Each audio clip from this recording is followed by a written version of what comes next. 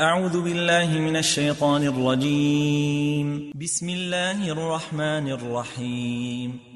يا أيها المزمل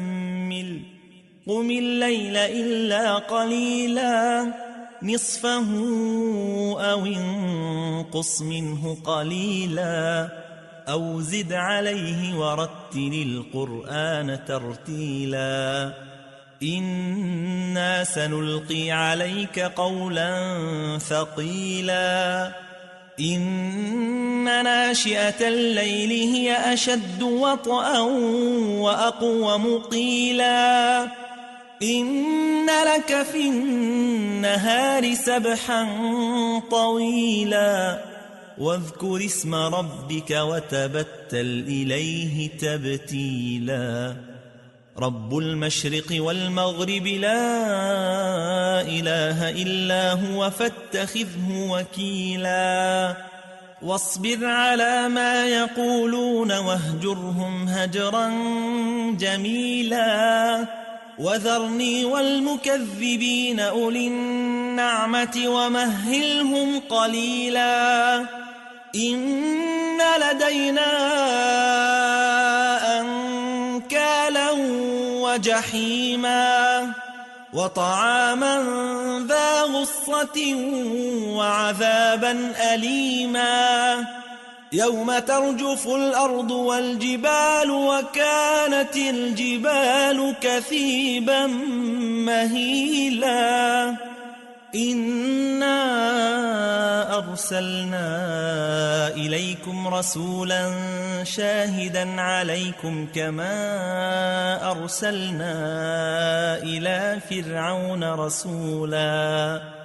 فعصى فرعون الرسول فأخذناه أخذا وبيلا فكيف تتقون إن كفرتم يوما يجعل الولدان شيبا السماء منفطر به كان وعده مفعولا إن هذه تذكرة فمن شاء اتخذ إلى ربه سبيلا إن ربك يعلم أنك تقوم أدنى من ثلثي الليل ونصفه وثلثه وطائفة من الذين معك والله يقدر الليل والنهار علم أن لن تحصوه فتاب عليكم فاقرؤوا ما تيسر من القرآن علم أن سيكون منكم مرضى وآخرون يضربون في الأرض يبتغون من فضل الله وآخرون يقاتلون في سبيل الله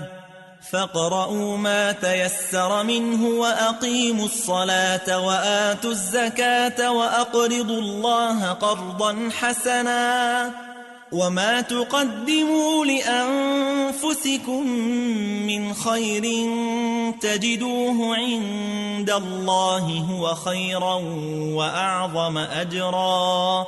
واستغفروا الله إن الله غفور رحيم